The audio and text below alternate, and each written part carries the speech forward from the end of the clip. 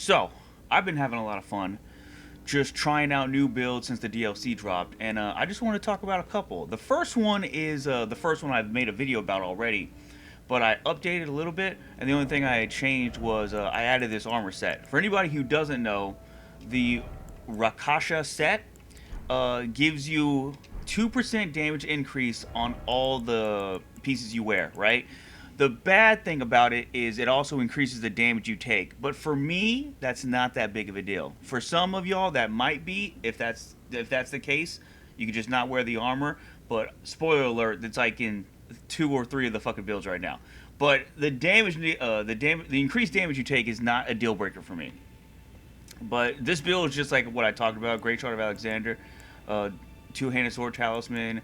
I have this on pretty much all my builds. Not Erdtree a favor, but this one is like a necessary. Dragon Crest talisman, just because shit hits you so goddamn hard, so it's like I just like being defensive.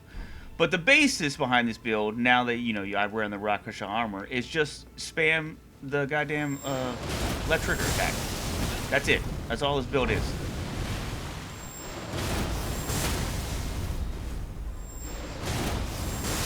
This is the build that carried me through the DLC, killed pretty much every boss within 4 tries, and it's like my go-to right now if I'm being annoyed at a new boss. So that's the build number one. For my second build, I wanted to try to make a storm build because all the new stuff in the DLC increases storm. So like you get this goddamn talisman, raises potency of storms. You get this helmet, which increases storm damage. Plus, I'm combining it with the Rakasha armor to get more increased damage. And on top of that, I'm putting Rod and Wing Insignia. Now, technically, you could get more damage with this build if you replace Dragon Quest Talisman with prosthetic arm. But you'd be taking increased damage, and like if you don't have this on and you're wearing this full set, man, that's gonna hit like a motherfucker. So I wouldn't recommend it unless you're really confident in not taking damage. But this build can rack up pretty good damage. The problem is, you see it right there, you can get hit out of shit. It doesn't have super amazing hyper armor. So like the main problem with this build, besides the damage is amazing, right? I'm not gonna lie about that. You can easily get 10k if you get all the swings on a boss, right? The problem is getting all the swings on a boss. I rarely get to the third one. I always get around to the second one, and then they fucking stun me out of it, and I just get slammed on the ground, right? But other than that, this is a very diverse build in case you want to use different weapons. So you can use Zamar's Cursor. Anything basically with Storm in the name powers up this. The weapon will get powered up by this build. So anything that has Storm. So if you want to use, like, where's another one? So yeah, this build will power up any Storm Ash of War, which is not a great selection of Ash of Wars, if I'm being honest with you. But it's something. Hey, you get the fuck out of here. And for the last one, again, I'm just wearing the Rakasha armor. Again, this armor just increases damage at a flat level, right? So like, for me, I'm like, well, I'm gonna put that in mostly all my goddamn builds, okay? And then for the things, we have a Godfrey Icon, Hench's Charge Skills, and we have the Red Feather Brand Sword, and Shard of Alexander's based on every goddamn build. This and this are on every goddamn build, right? The reason I have this on the build is because I'm using Palm Blast.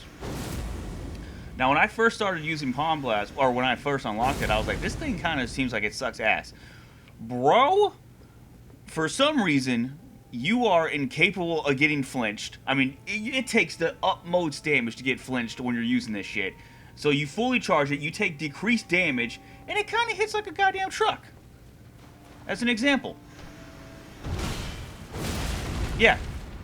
And you can just do, like, there's like a couple of bosses where you can just stand in front of them and do this, and you'll beat them, like, easily. Because I don't know why Palm Blast has the most, like, infinite poise thing that's ever been, like, in any Souls-like game ever. But it's fucking crazy. Okay? And on top of that, you can switch out Palm Blast for anything that's basically chargeable.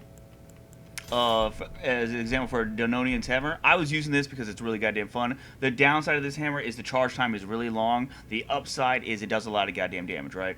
So let me just show you that real fast. And you can get hit out of it. Okay, he didn't hit me out of it. But you can get hit out of it way easier than you can the fucking Palm Blast.